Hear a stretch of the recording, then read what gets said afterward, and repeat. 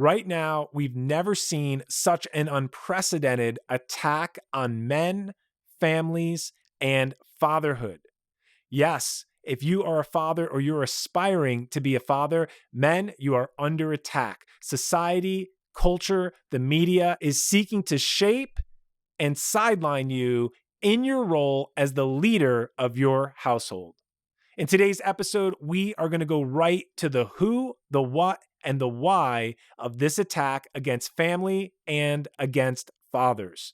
Let's get into it.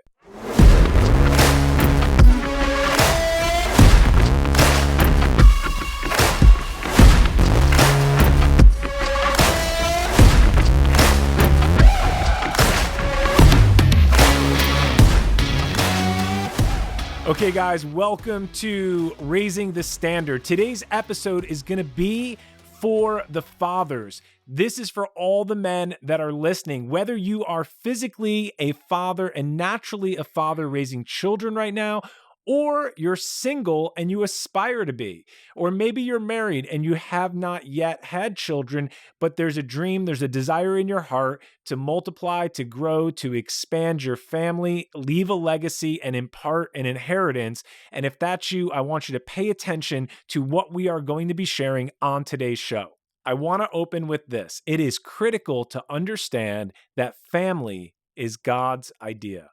If you've been following the show and you've listened to the first few episodes, I go into great detail about family being God's idea, and we look at the original intent for man expressed through Adam in the Garden of Eden.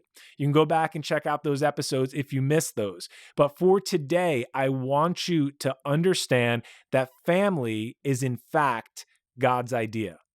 And we also know that family is the way that God relates to his church. There's four main metaphors used throughout scripture. One is a family. We also see a building, a spiritual building. We also see a body and a bride. Those are four main metaphors that are used throughout scripture as we relate to God as the church: a body, a bride, a family, and a building.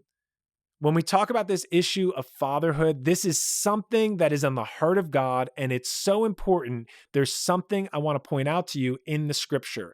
If we look at the close of the Old Testament, the last book written in the Old Testament is Malachi. And if we look at the very last verse of the last book in the Old Testament, it says this: "He will restore the hearts of the fathers to their children, and the hearts of the children to their fathers, so that I will not come and smite the land with a curse." After that verse was penned, we encountered 400 years of silence in biblical history.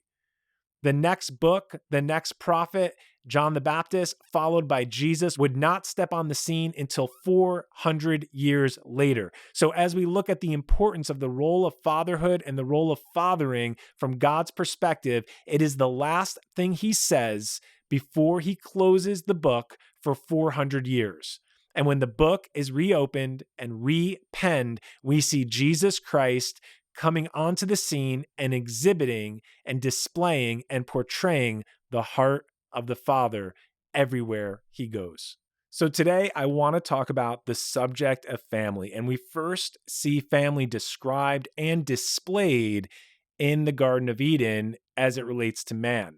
We see God creating and placing Adam and Eve in the garden, telling them to be fruitful and multiply, which is not only naturally reproducing, but there is an element in the natural of reproducing after our own kind and bearing children that would leave a legacy and that we would have an opportunity to impart an inheritance to. So it's very important for us to understand that God reveals himself as Father. And this separates Christianity from all of the other religions out there. There's religions where there are over 100 names for the various gods that those religions ascribe to.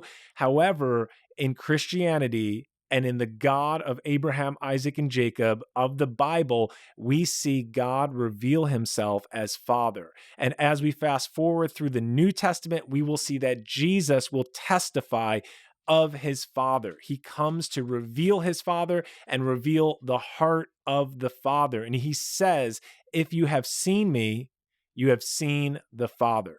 So, this concept of fatherhood, this concept of relating and understanding God as Father is critical to our relationship with God, but also our understanding of our responsibility and our calling as men to raise up the next generation.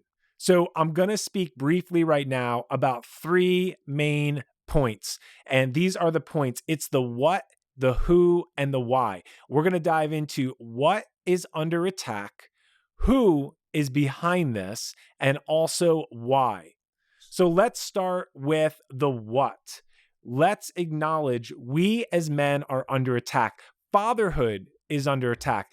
Family is under attack, and this can all trace back to these concepts and these ideas being first generated in the heart of God.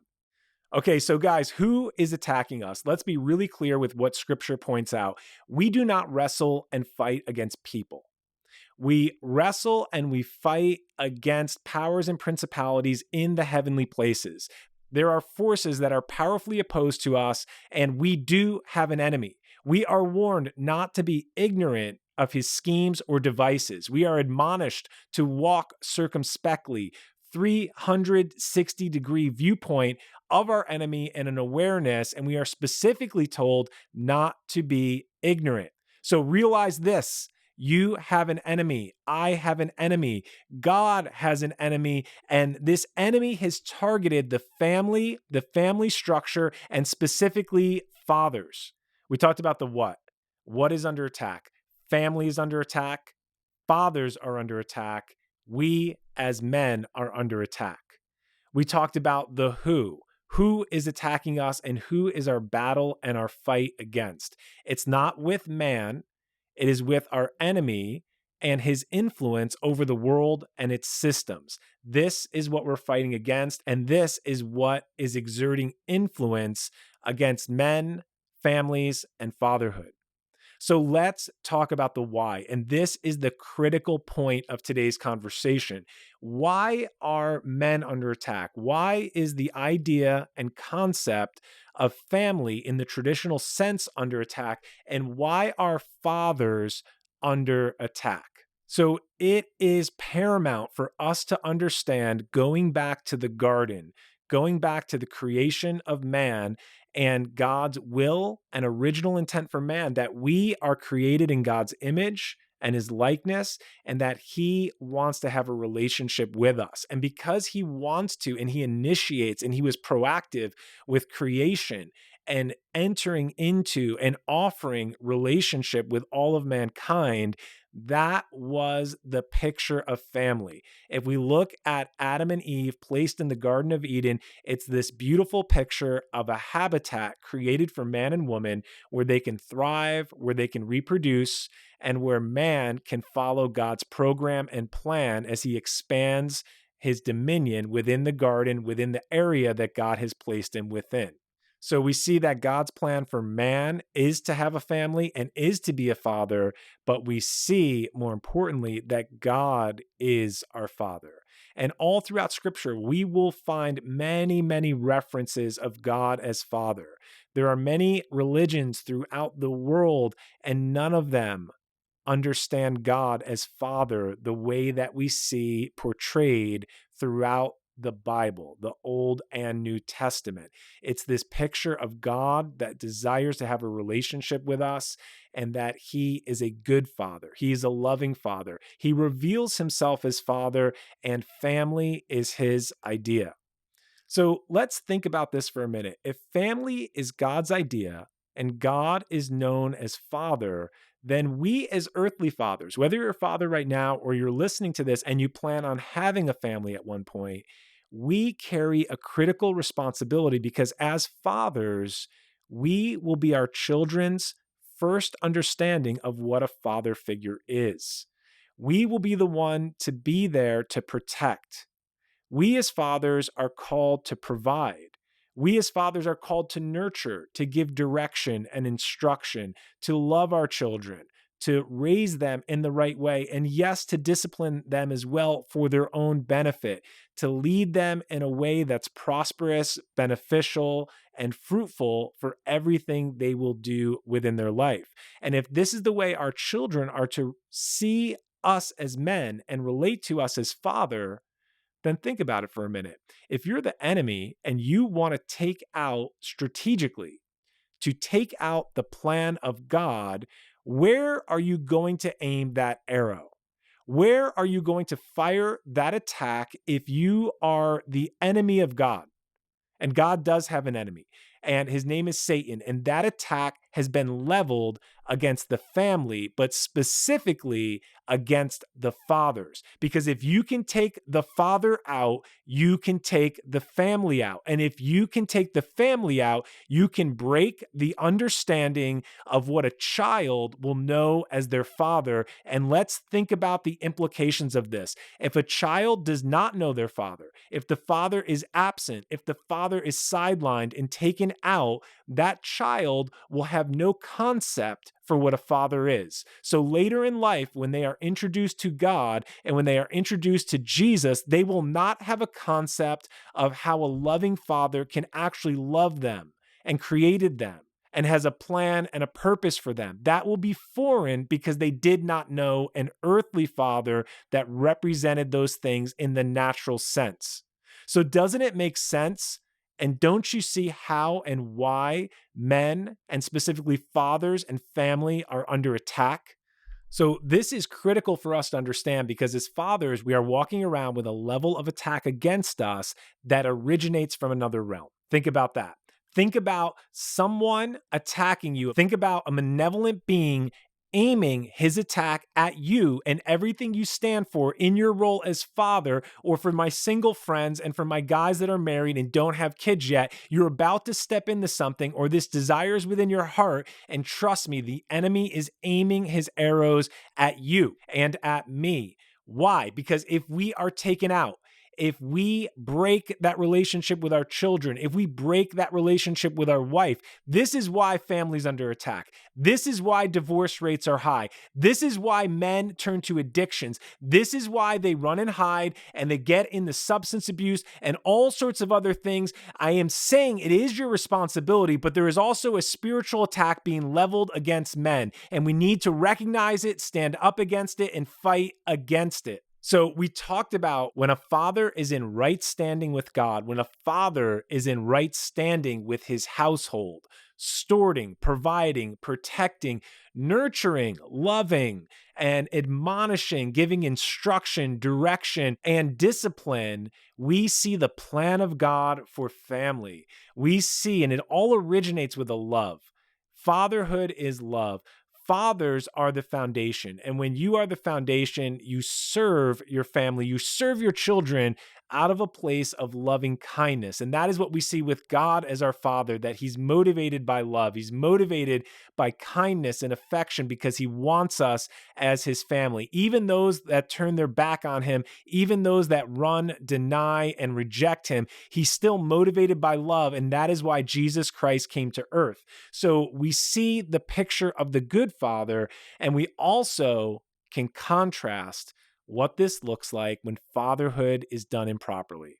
So obviously we touched on just the absentee father, someone who's not there, someone who's missing, and the ramifications and the implications that's going to have on the children and the family when they have no concept of a father. But let's talk about the father who is present but is not fathering in a healthy way.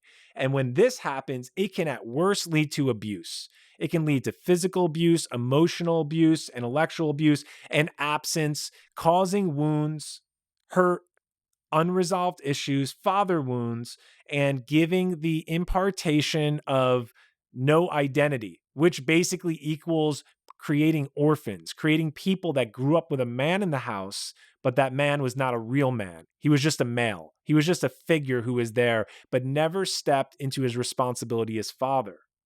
And this is causing a host of issues throughout all of the present day generation we're in and past generations if we go back to this.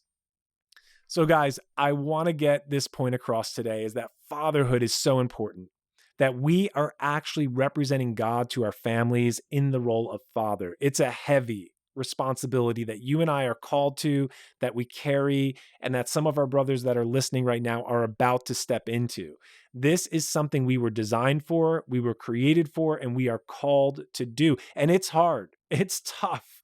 Believe me, I know. I have 3 children, and every day is different. It's fun, it's full of joy, satisfaction, and at the same time, it is one of the most challenging things I've ever done in my life because it will stretch me outside of myself. It makes me die to my own desires and self-gratification and desires and needs that I have. And at the same time, it brings me immense joy to put my children first and to serve them. So let's end this episode with 3 things that we are called to do as fathers. And there's so many things that we are called to do and that we can bring to that relationship, but I want to focus on 3 right now.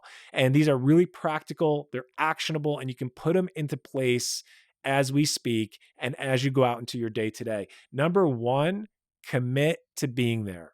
Commit to being present despite your failures. Guys, we've all made mistakes. You might have yelled or raised your voice at your child and caused a wound. You might have done something out of character. You might have done something that didn't really portray the heart of God in your role of father and the way you're fathering. Forgive yourself, ask for forgiveness from your children if necessary, and commit. Commit to being there. We are in this for the long haul. We signed up for something. We're not leaving. We're not abandoning. We're not just going to leave our family and take off. We are committed men. We're committed to following God and his plan and his rules for us in relationship. And also, we're committed to our children. So whether you find yourself and you're in a healthy marriage right now, or you're in the home with your kids, be there. If you happen to be in a situation where you're dealing with divorce right now and separation, you can still commit to being there for your kids. You don't have to leave. If you have shared rights and you have limited opportunities, you can still maximize those opportunities. So commit to being there. Next, I want to talk about being present and intentional. And really what I mean with this is give your full attention. We talk about this constantly. We live in a day and age where there's so many distractions. There's so many things that are pulling on us and want our attention that we have to fight through. And it happens all the time when we're with our kids. We get a call about business, or you have this impulse where you have to check your phone, or someone's calling you and it's important and you do have to follow up on it. But we need to be dialed in to our kids because they see everything. They're watching everything we do, and they can tell by our energy, they can tell by our attention if we're truly invested in the moment with them or not. So be present and be fully engaged and fully intentional as a father. And lastly, I want to talk about a big thing that we are called to do. Whether you have it in your life or not, we are called to impart vision. We're called to validate the dreams of our children. We're called to impart and give them a picture of something they can pursue in life that's bigger than them, that's bigger than where they are. And honestly, it's bigger than where we are right now as well. And that's because I believe the heart of the Father is always to see the children go farther than where we went. My dream for my kids and my dream for my children is that they would go farther, further, and faster than I ever go in life. That is the generational blessing. That is what I want for them. That is my prayer for them, that they would go beyond everything that I've ever accomplished and they would smash any records I set. And I'm not talking about performance, but anything that I do, I want them to outdo it. I want them to go farther. And to me, that is the legacy, that is the impact that true fathers are called to leave for their children. Until the next time, let's raise the standard.